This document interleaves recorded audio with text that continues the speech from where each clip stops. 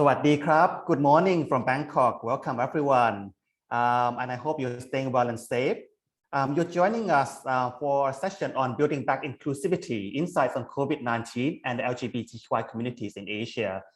My name is Midnight. I am the Executive Director of APCOM, which is a regional nonprofit organization working in the Asia Pacific region across 35 countries on issues around health, rights, and well-being. So we're so glad to be able to host this session together with our partners in the region. We have perspectives from regional organizations and also from countries as well. And as we are talking about how to build back better, particularly around inclusivity and the effects of COVID-19 on the LGBTQI communities in the Asia region, we want to make sure that we also profile the community data that is being generated in the region. We know that COVID-19 has disproportionately affected people and communities who have traditionally experienced marginalization and discrimination. At APCOM, we've also been doing a community survey that was conducted at the onset of the pandemic, and which indicated that these effects have been in the areas of work, employment, access to health services, and effects on work of LGBTQI organizations and activists as well. Later today, we are actually going to be launching an online survey that is looking at how LGBTQI people within our region has experienced abuse and also human rights violations that has been conducted with 14 community partners from 10 territories in the Asia Pacific region. So we're looking forward to also being able to profile some of the outputs from that later next year. This session aims to amplify community voices in calling for LGBTQI inclusion in the longer term, looking at discussing and highlighting the effects of COVID-19, exploring effects of COVID-19 on the work being done in LGBTQI organizations, and drawing insights on how programs can address COVID-19 and longer-term process of building back better and building back inclusivity of LGBTQI people and communities. We don't have a lot of time, unfortunately. I'd just like to introduce our panelists for today. Heike is Executive Director of Intersex Asia. Heike, can you give us a wave? Great. And we also have Tarindi, Project Officer, Regional Secretariat of Youth Voices Count. Give us a wave. Thank you. We also have Professor Tung, Assistant Professor of the Gender Studies Programs and Founding Director of the Sexualities Research Program, Adjunct Assistant Professor at the Jockey Club School of Public Health and Primary Care, Chinese University of Hong Kong. And lastly, we have Olam, Program Coordinator from Community Health and Inclusion Association, Cheers, from Lao PDR. Great, excellent. And before we go to the session itself, maybe each one of you can also go give a bit of introductions about yourself and your work briefly, if that's okay. We'll start off with Heike. Hello. Hello, everyone. Welcome to join our session. I'm Heike Cho. I'm an intersex activist based in Taiwan. And now I'm serving the Executive Director of Intersex Asia. Intersex Asia is the first and the only intersex network organization in Asia. And it was started in 2008. Our goal is to start a movement for intersex people here in Asia to defend intersex human rights. Thank you. Thank you, Heike. Tarindi, your turn. Hi, everyone. Thank you so much for joining us. My name is Tarindi. I am based in Sri Lanka, and I'm working as a project manager of Youth Voices Count, which is a regional LGBT organization based in Asia Pacific. Professor Tung, you're next. Hi, hi everyone. I'm Tong, joining from Hong Kong, and I'm primarily a researcher who specializes on LGBTQI+ law and policy research, and I'm very keen to use data and research to drive debates about the LGBTQI+ community, because usually there is a lot of anecdotes but very little empirical evidence. And then I'm very keen to use the data and research to speak to service providers and policymakers so that then they can better address the needs of our communities. And so that's me. Thank you. Thank you, Tung. And last but not least, Olam. Hi everyone, my name is Olam Lasapon. I'm program coordinator from Community Health and Inclusion Association in Laos. For my organization, we work on health, gender, and also human rights for a key population as well as LGBT community. Thank you for joining us. Thank you so much, everybody. So we have, I'm based in Bangkok. So and Tung is in Hong Kong, Heike in Taiwan, Olam in Laos, and then Tarindi in Sri Lanka. Wow, what a great representation from our region. I also want to say and acknowledge thank you to our Action International for organizing the Out Summit and including APCOM and also our partners in the region to be part of this wonderful conversation, particularly for the Human Rights Day as well.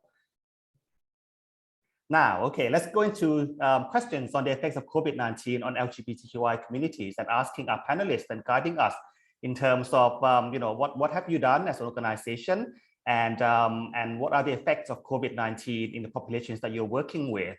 So starting with Heike, Intersex Asia did a research on the effects of COVID-19 on intersex population in the region. Can you share us a bit of information about the research findings? Yeah, sure. Thanks for the opportunity. We are very grateful with the support from global intersex community and the allies. We conducted the first COVID-19 research focusing on impact to intersex people in the Asia region last October. There were 45 participants from 9 countries joined the survey. Due to the member organization contact, most participants are from South Asia and the Southeast Asia, which occupy 53% and 39%. For East Asia, there is only 8% join, but mostly there are 1% from one country, and there's no participant from West and the Central Asia.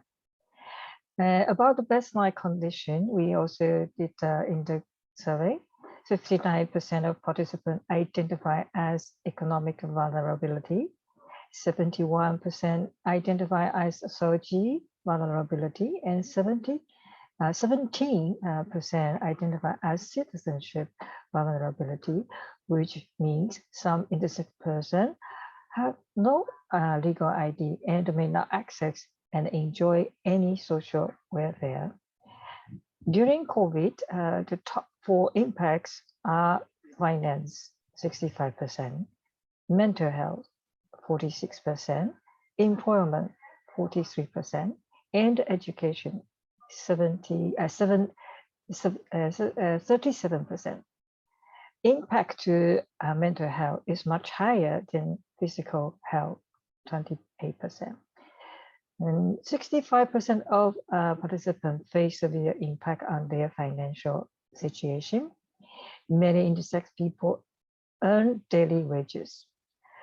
24% face survival issue. 30% face serious income reduction. Financial difficulty even causes domestic discrimination and violence that makes intersex people homeless. Livelihood was a critical difficulty, and it became worse during COVID-19. And medical services is most crucial part during the COVID, but social discrimination still make intersex people hesitate to access medical services.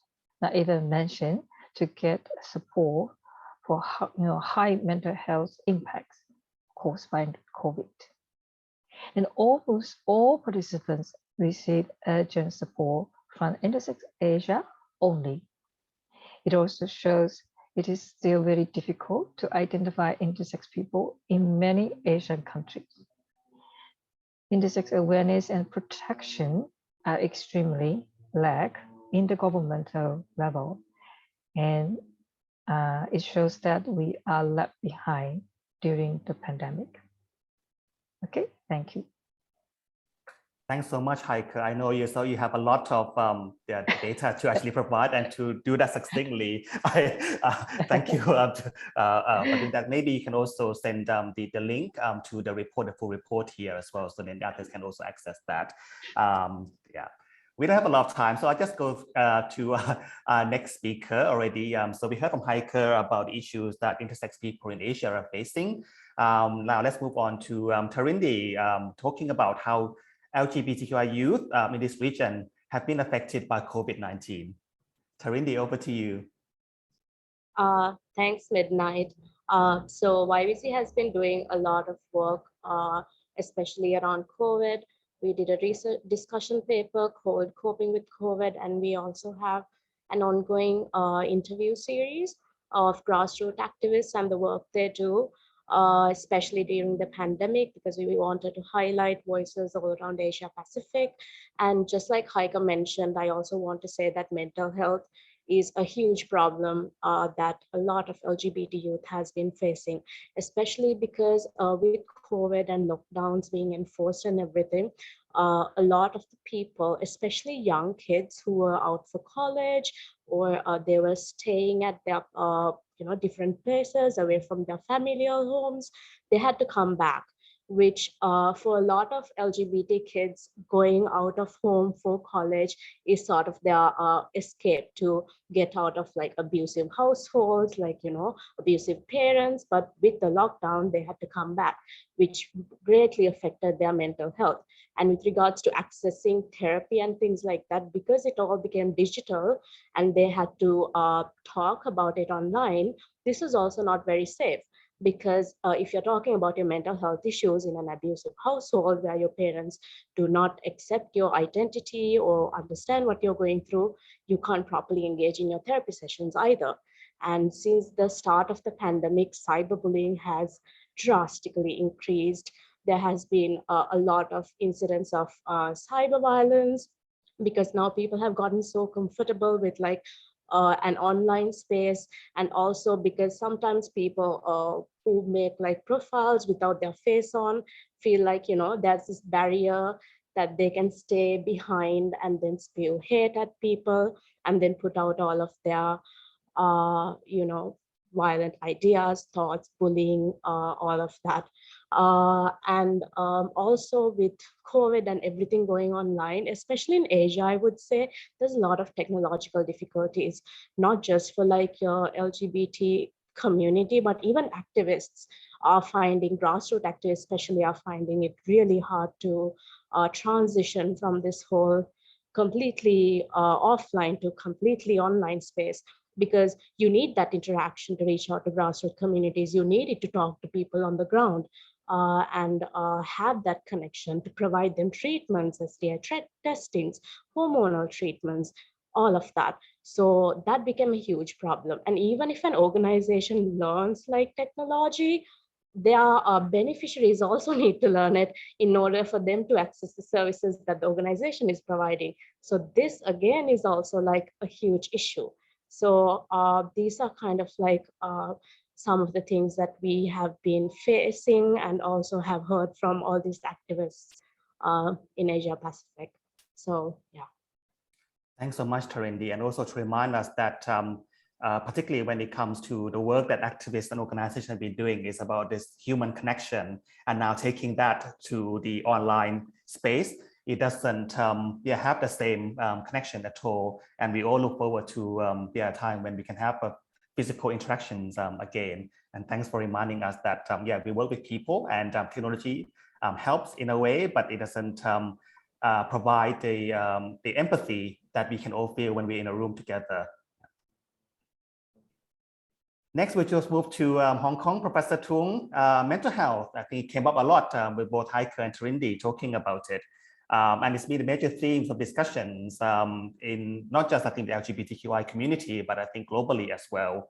I know that you and your colleagues did a research on this. Can you share a little bit more about how the pandemic has affected mentally the LGBTQI people and communities? Yeah, definitely. Actually, I think the research findings echo what Heike, Terindi, and Midnight that you have already just pointed out. I think basically, I'm just going to then all the research findings actually basically echo our discussion just now, and then our survey was specifically in Hong Kong, but I think that also has got some wider relevance for other parts of Asia. So basically, it was last year in the height of the pandemic in May to June, we collected data on the LGBTQI plus community in Hong Kong and the mental health and how it has been affected by the pandemic. And there are actually there are three factors that we particularly identified that have already come up in the discussion just now. One is conflict with family that has got more heightened during the pandemic when, say, Terindi, I think, put it very nicely and very importantly to remind us that actually for a lot of LGBTQI plus community, say in the past, rural-urban migration or being able to find a space that is safe for them, no matter where that is, has been a very important part of a lot of the community's journey. But then suddenly overnight, then they're being told that, oh, you should stay at home, there should be social distancing, you can't identify and stay where you feel safe.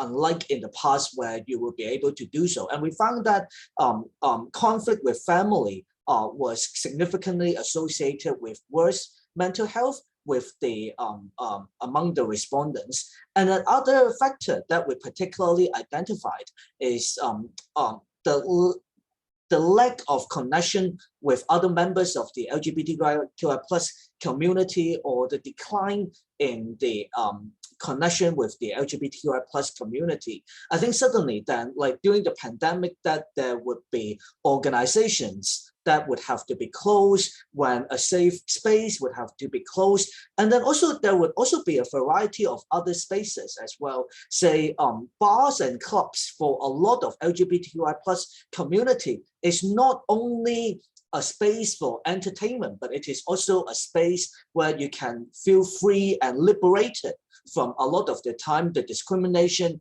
and the negative treatment in the wider society. And all those spaces were closed overnight as well. And then in the survey, we also had community telling us that when a lot of community events, exactly as what we discussed just now, had to go online, then for a lot of the community, then it's not like the significance is huge, that they also worry that in addition to not being able to join in the community events, they also worry that if the community events are not held, what would be the general perception and acceptance in society towards gender and sexual minority? Would a lot of the progress that has been made towards the communities in the past few decades, would that be a setback if like those community events cannot be held in society? So I think those are two very important factors. And another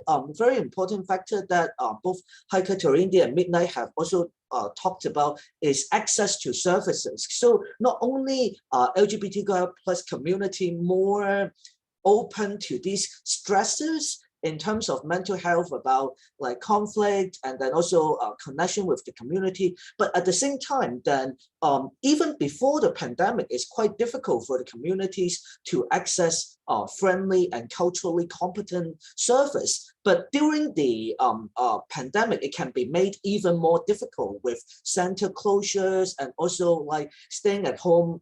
Then how do you, for some community members, that to find even a safe space to have online counseling may be a real luxury and privilege. So yeah, so I think those are like the 3 points that I want to point out about social distancing and space and family, and then connection with other members of the LGBTQI plus community, and at the same time access to services as well. So I think those are really important things that we all have to think about how to address and tackle, but extremely difficult as well.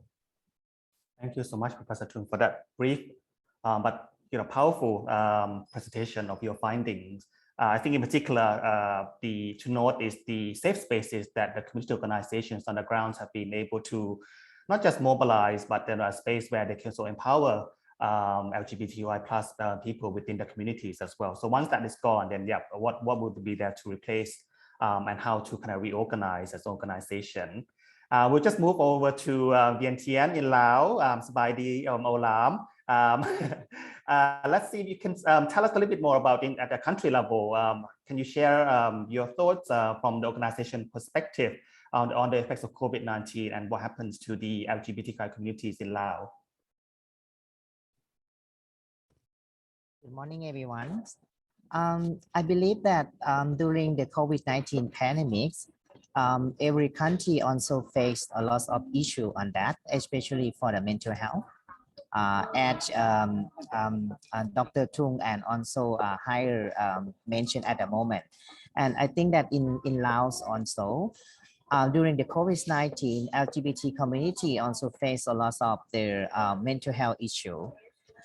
And in terms of, they cannot go out to meet their friend, and also some activity need to stop during the pandemic.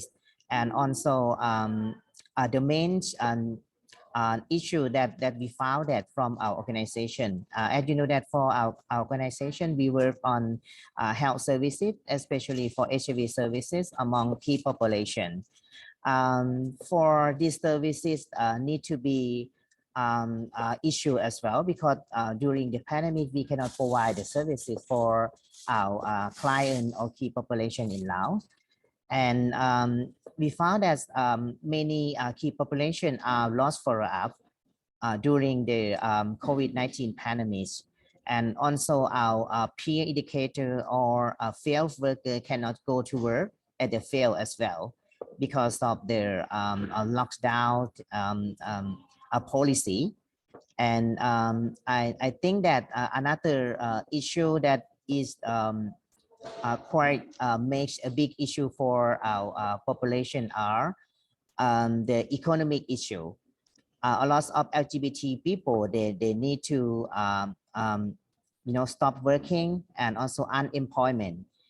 And many of them need to change the methodology to earn money by digital marketing, selling online, but some of them is going well, but some of them are not going well. As you know that many people also do their digital marketing. So some of them is not going well, and then they have to stop that work, and they move to work in the northern special economic zone that sharing border with Thailand, Myanmar, and also China, that we call Sam Diem Thong Kham, is the casino. And they work on that area. It's very rich to the it's linked to the human trafficking as well. It's linked into the human trafficking for them, and violence because of in that area is out of control from the government. So many of them reported face the many violence and also health problem as well, because of in that zone also a lot of the COVID-19 pandemic as well. And for our organization, the other that we found, because we also conduct some survey on the community needs assessment, we found that many LGBT community who are migrant, when they come back to Laos, they have no job and they have no income.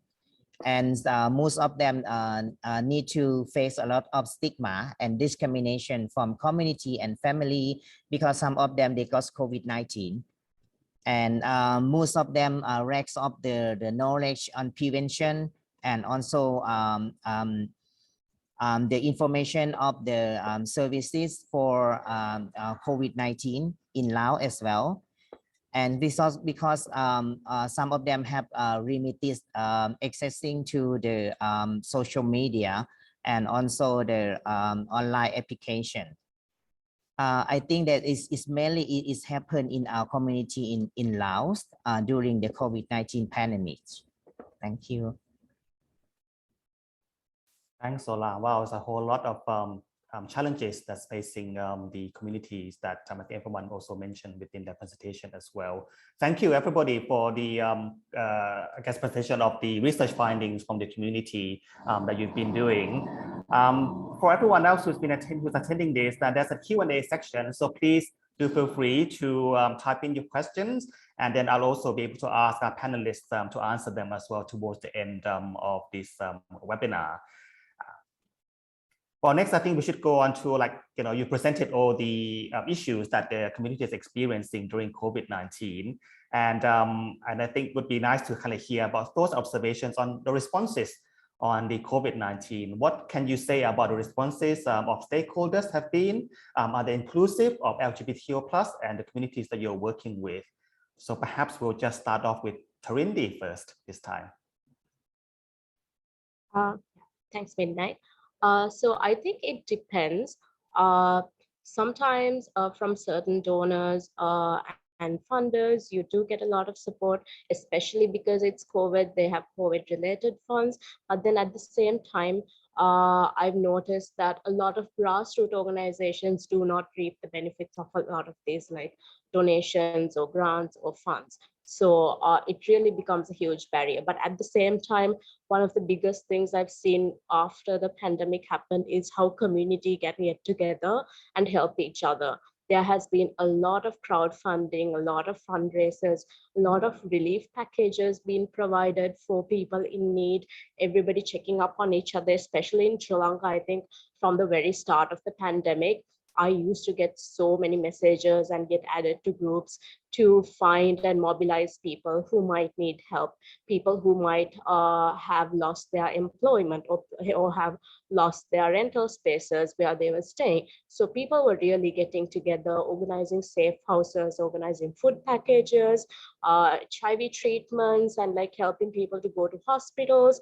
So there's a lot of help from like civil society organizations and NGOs.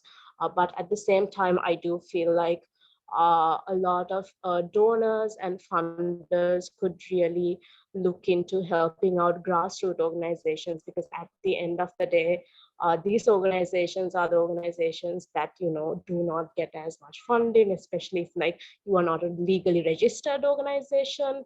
So, things like bank accounts and stuff come into play, which is something YVC is always very conscious about, to help out organizations, even if they are not legally registered, because we understand the social context. So yeah, I would say it's a bit of both, but there's definitely work that could be done.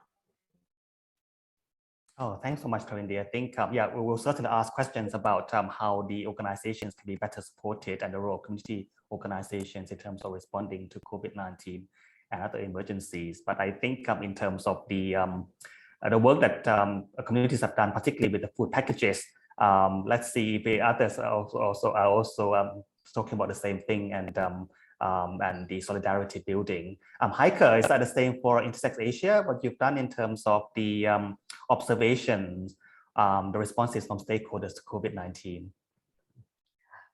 Yes, actually, in our research, we discovered very few intersex people get support other than Intersex Asia. It's understandable because intersex is a new concept, for most people in Asia, especially maybe government hasn't, aware about us. So, it's very important that Intersex Asia initiated the urgent fund in the early 2020. I think this is maybe the first urgent fund for intersex people in the history. in Asia. Yeah. So yeah, it's yeah, we didn't even have any fund, before. So urgent fund specifically for intersex people is hard to imagine, right? So I think we played the right role here, to give support. Yeah. So I will not kind of blame to blame funder that maybe not yet to discover this issue, because we need to promote intersex issue and promote intersex awareness more to donors. Yeah. So what the fund we use actually is from our core fund. So we decided by ourselves to give the support because it's really urgent, right? But this year, actually 2021, yeah, thanks for the support from RI. RI did initiate a COVID-19 fund, urgent fund for intersex Asia, yeah, and another intersex organization in Bangladesh also got the support. So this year, luckily we have fund, from funder specifically to support intersex people in Asia. We are very grateful for that, and we already distributed all the fund. But certainly, for the government level, it's still kind of zero support, no support from government, because there's no intersex inclusive policy in any Asia country, I believe, right now. Yeah, it means that we still have a long journey to go. But I think also we are grateful that actually COVID gives us the opportunity kind of to get together, to solidarity together, and to identify our issue more clearly. So in the future that we can share our share our issue on the ground, with donor or with all kinds of stakeholder, so they can understand and support us. Yeah. So for now, because intersex awareness is still very lack in the government level. So it means that intersex people could be left behind by social welfare and protection, especially when social discrimination is still a big issue to us. Yeah, I think misunderstanding, superstition, and bias, and the gender binary norm are still barrier everywhere, that prevent intersex people to access social services. Okay, thank you. Thanks so much, Heike. And I think you really highlight that because of the pandemic, because access to funding, our region is quite limited in terms of those funding being available. So to have something that has access to international global funding mechanism, like what RI has done for COVID-19 emergencies, is so important, because governments don't usually, well, they don't give funding to LGBTQ organizations in our region, unfortunately. I think you also touched on the importance of having visibility and also representation. Heike, you've been in this field for a long time, particularly talking about intersex visibility. I also want to give a shout out to you because Heike Chiu was one of the recipients of the Hero Awards in 2020. So for the community hero, so the award recognizes the work of an LGBTQI person who has improved the lives of LGBTQI people in the region. So yeah, I want to give that shout out, and congratulations for continuing doing this work and raising visibility of intersex needs, and also ensuring there is some uplift and understanding and support going into intersex communities in our region as well. Okay, then moving on to more country level work in Laos, maybe what has she been able to do in terms of the supporting your communities on the ground, responding to the needs of the LGBTQI people? Yes, to mitigation during the COVID-19, our organization, we try hard to develop a platform to support our community, especially for LGBTQI people. As you know that we work on health, so we try to create the online platform to support them to reach on HIV testing, and also PLAP, and also the under the demand generation activity. So all key population can access to testing through online, and also we can send a test kit to them by a transportation company. And also we have we assign some staff to provide the counseling to online, and also a demonstration on using test kits as well, and during the COVID-19. And also we have another activity that we call community care and support, which we will deliver the ARV drug to the community member during the COVID-19 and lockdown, that they cannot go out. And also we try to advocate with the government to support on RTK test kit for the COVID-19 testing. And also we promote the information about accessing to vaccination during the COVID-19, and also the other information about health, and also that we provide the counseling online on SOGI and hormonal information and other testing related to healthcare for the LGBT community as well. And also at the community level, in some area that is not race area, we also conduct the offline activity to provide the right information about COVID-19, and also the SOGI in terms of gender diversity as well. Because during the COVID-19, we found that before the COVID-19, gender diversity is also issue for the community, because some of the community are not understand about gender diversity.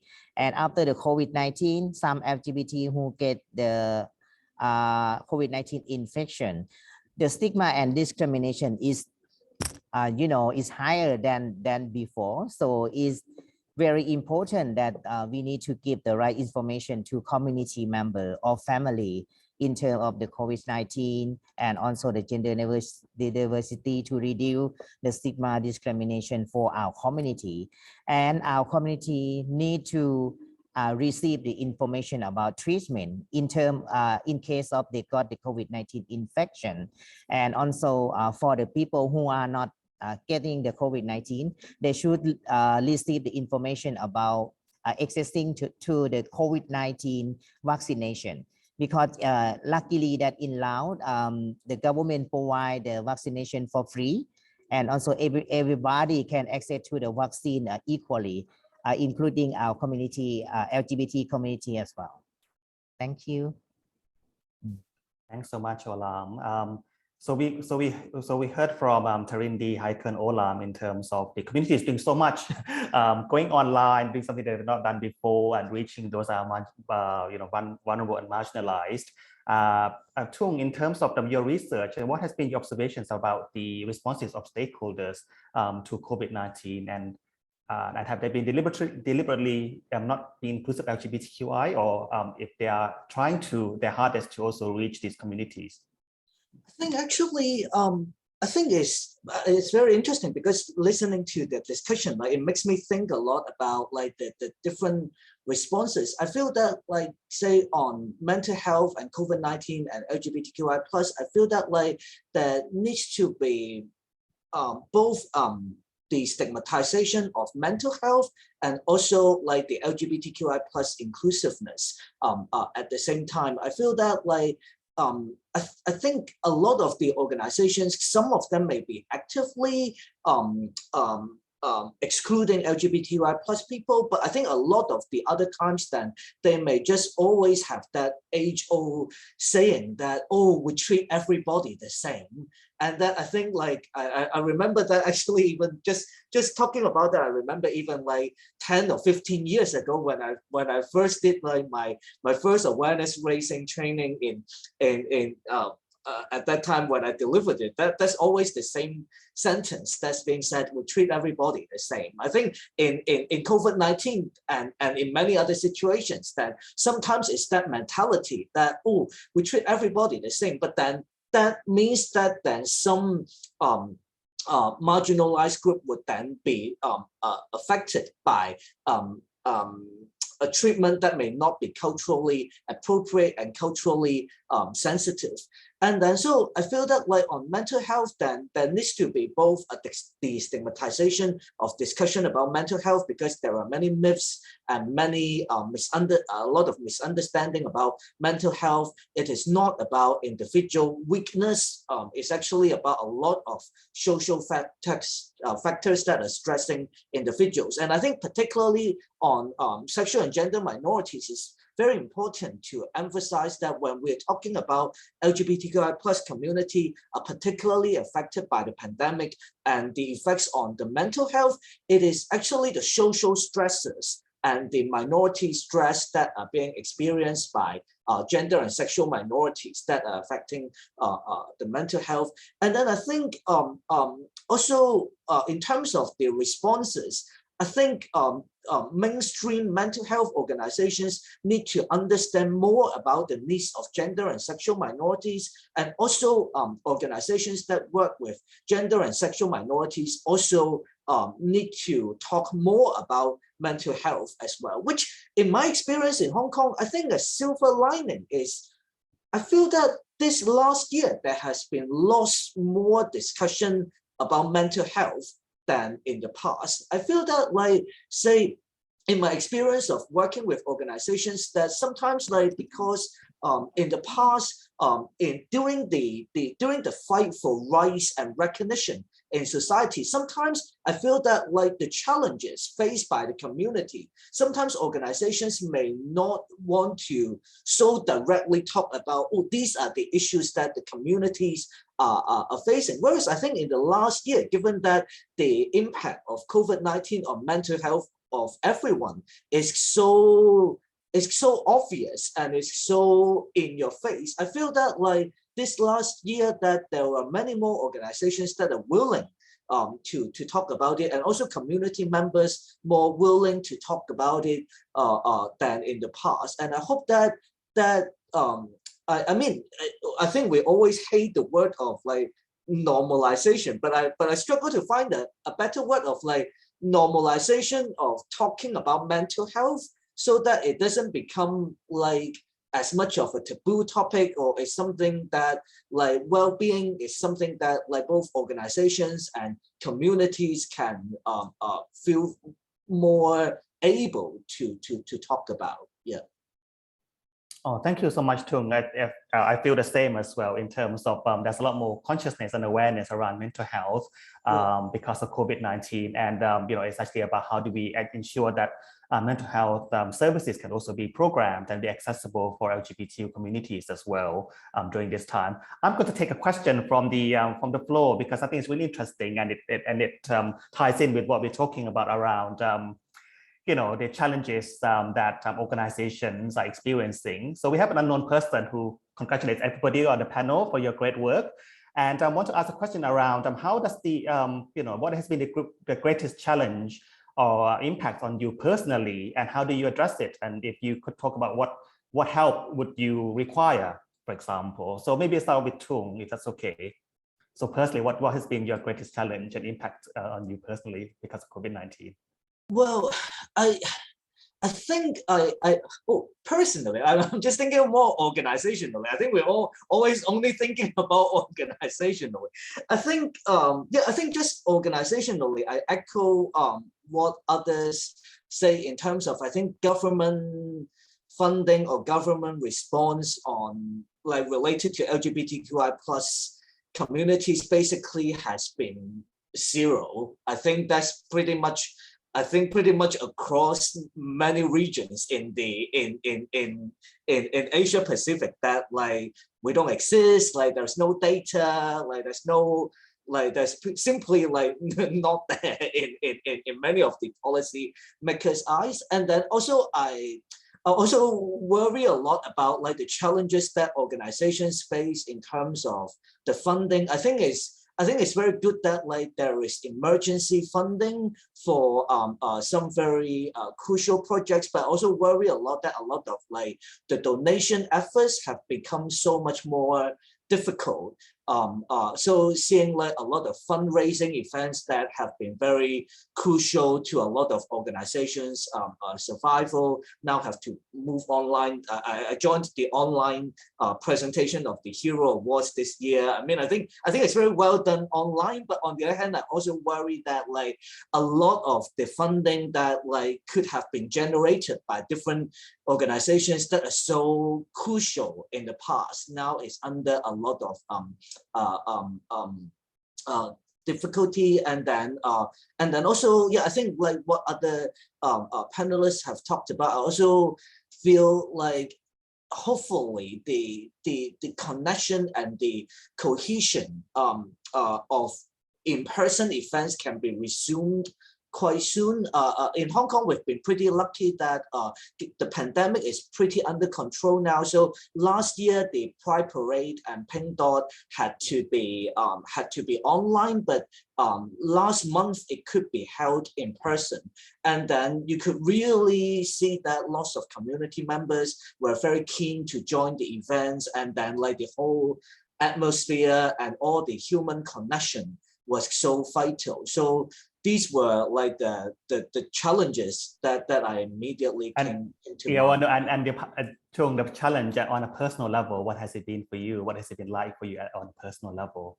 Well, goodness, lots of challenges. I think if one, I think would be to during the challenging time to continue working, because I think like as researchers, as advocates ourselves, that like sometimes we ourselves also need the human connection, right? In the past, I really enjoy like the different conferences and the different talks and things like that. Not only so much in terms of like the knowledge exchange, but also knowing that there are other people who are working together and then sharing both the ups and downs together. And then I find that like then this last 2 years, there could be a little bit of feeling of like working on our own, although I know that that is not a true thing.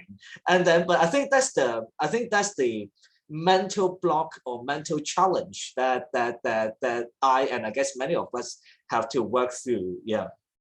Thanks so much, Tung, for sharing your personal challenge as well. Olam, what were your personal challenges during the past, well, nearly 2 years now?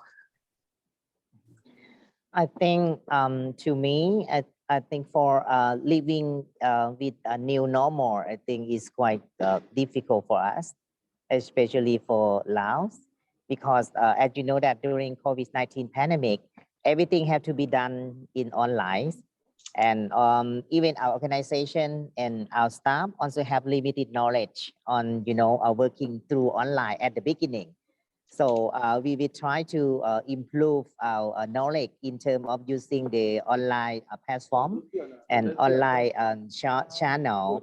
And I think that at the beginning is much more difficult, but right now we receive the technical support from our partner, especially in the regional as well as APCOM as well, also provide our support on that.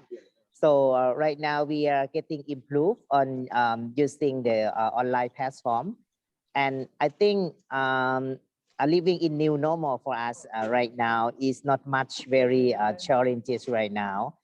But for our community, especially for LGBTQI people, they still face a lot of issues during the COVID-19.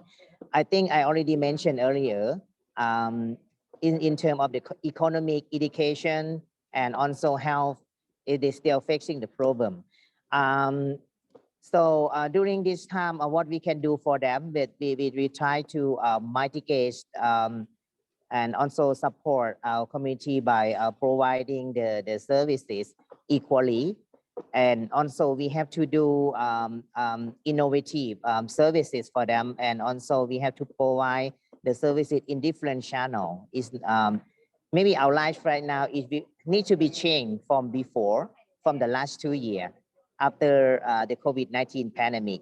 And I think in the future, we have to increase the advocacy with our government to make more inclusion for our community, especially for the health services.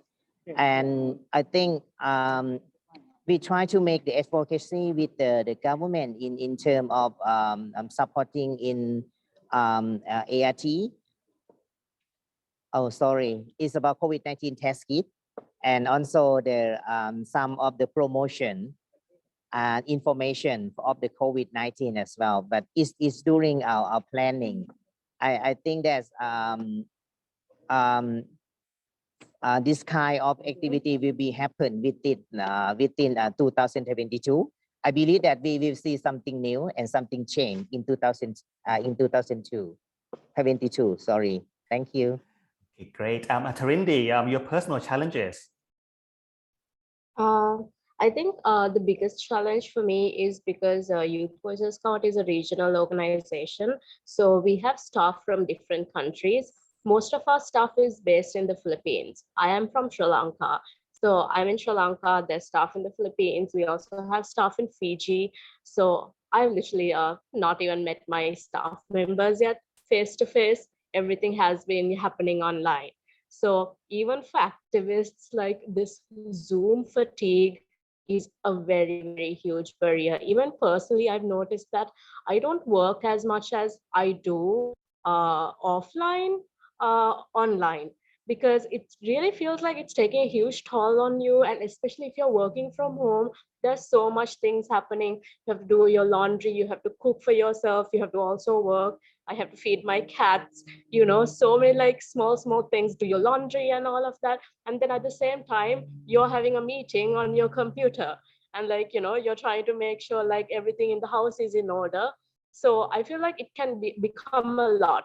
And like we were used to this whole 9 to 5 going to work, coming back home. So that was like a fixed line for you to like, you know, this is work time, you come home and then you do your work now. But now when you're home, it feels like all of your times have been jumbled and it's all together, and you are so tired of staring at a screen, and you lose concentration. So I feel like that has become a huge problem. But I'm also very lucky to work at YVC, where our organization really mental health. We help each other out, and we take on each other's work if like anyone is feeling stressed out. And if you're getting burnt out, I can always, you know, ask our executive director, and they would ask me to get some rest, because we really want our staff members to be mentally healthy as well as physically. So I think that has become a huge help for me personally. Oh, thanks so much, Tarindi. And also great to know that YVC is doing a lot around making sure that our staff is also mentally healthy to be able to tackle some of the challenges that you've spoken about. Heike, is that the same as Intersex Asia in terms of your personal challenges? Yeah, I think yeah, pretty similar, because we kind of started to have our full-time staff since last, yeah, you know, just right before, you know, COVID-19. So we have to, you know, work virtually. So we haven't met any, I haven't met any of my staff. Right now we have, yeah, I'm happy to announce that last month we have two more full-time staff. So now we have 4 staff in our organization. Yeah. So yeah, and we have to work online, and yeah, this is yeah, I had to learn, you know, and the new skill to do that, and you know, have to overcome my language barrier, because I didn't really speak a lot English in the past in my life. Now I have to, you know, speak English all the time, more than, you know, more than Chinese, because I'm kind of like Teresa said, we kind of become a, you know, 7-Eleven, because, you know, well, my staff, you know, they live in different part of the world, like, so all including Europe and Asia, and also like I have so many webinar, in like, for example, like based in New York. So, my working time kind of very long, from 8 to 10 in the evening, So that's a very challenging, but mentally I'm happy to service my community all the time, because this is also the energy that I get from. But another I think critical challenge is that because mental health issue become very serious for in our community. So as a leader, regional level, you can imagine that how many people that I have to taking care of, because our member will always come to me, and their members always come to them. For the national leader, it's also a big challenge for them, to taking care of mental health of our members. So this is very, this is something that I think we need to work on, like how to improve our community's mental health altogether. This is very challenging. Thanks so much, Heike. And I also share your reflections as well. About Heike Tarindi as a regional organization. I certainly feel, particularly when it comes to managing mental health of staff, we certainly haven't been doing enough previously. We're doing a little bit more around ensuring that every month we do mental health activities together. I think we're quite lucky with all the staff are based in Thailand, in Bangkok at the moment. So we can have physical meetings, social distancing in some activities that we do together, and then ensuring that we do check-ins every mornings and through Zooms. We also have discussions around how do we ensure that APCOM's organization also builds in mental health needs of the staff. That could be, we are discussing about whether there should be some funding that is available to do some counseling, because it's really hard to find professional and those that are working for LGBT communities as well. And that's an ongoing discussions. And I know that many of the regional organizations are discussing this currently. We also had, I think last year, Heike, you were on that discussion with the Frankly Speaking, the honest talk about how leaders are changing the way that we are talking about their leadership. It's not about you having to be strong all the time. It's also about showing that you're also vulnerable as well, and not everything is nice and rosy. And then I feel like this time has also allowed us to be able to talk about those vulnerabilities as well that we're experiencing as an individual, trying to also respond to our community's needs as well in a very uncertain time. We don't have a lot of time left, so I'll be asking each panelist a very quick recommendations on how do we build back inclusivity for COVID-19. Let's start off with Heike. You're on mute, Heike. Inclusive. Yeah, so the COVID-19 is still with us, and we are still affected by the pandemic. But what are already discussions about building back normal, and asking for your insights on how we build back inclusivity? Okay, so it's kind of the last question, right? Okay. Very quick, please. Yeah, we only have about 3 minutes left. Okay. I think for intersex issue, lack of intersex awareness in a positive perspective is the #1 issue that we need to address in Asia. This is because positive intersex awareness must be raised highly in national level to recreate an intersex-friendly and inclusive society for intersex people, including policymakers, lawmakers, all kinds of professionals like politicians, teachers of all levels, all medical professionals, social workers, mental health professionals, and civil servants. All of them need to learn about intersex based on human rights perspective. Thank you, Heike. Yeah. Sorry to cut you short. I want to make sure that Olam and Tarindi and Sotung has some time as well. Olam, your recommendations, please. I think for the inclusivity will be happen, we need to advocate with the policymaker, for example, like the government, in terms of awareness with them to see the importance of the inclusivity and LGBT inclusion. And I think that this kind of thing need to start from their CSO and NGO working together to advocate with the government to make more inclusivity for LGBT, and also the to make them to see the importance of the how is the inclusivity will be support or benefit to our community. Thank you, Olam. Tarindi, very short one, please. Yeah, I think we should definitely be more intersectional, especially in our LGBT work. Something I've noticed is that queer women often get left unnoticed and don't get, the highlight or attention that they deserve. Their needs are most often overlooked.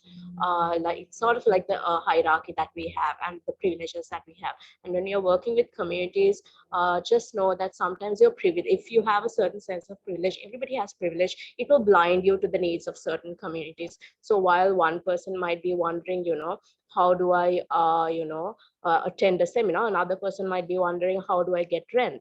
So there are certain stages that you might not notice. So have focus group discussions, talk to people in grassroots in the communities, and ask from them what they need instead of assuming what they might or might not need. So great recommendations. Yeah. Last but not least, Trung. Yeah, very quick one. I think both recognize the challenges that the LGBTQI+ communities face, but also recognize the resilience and resources that the communities have as well. Well, I think on behalf of all of us, do a quick wave and say thank you so much for joining this session, and we look forward to continuing this discussion. And thank you so much, Our Right Action International, for organizing this Out Summit for the second year. So glad to be part of this. Thank you for joining. Swadee krab from APCOM and everybody here at the panels. Thank you so much for your time.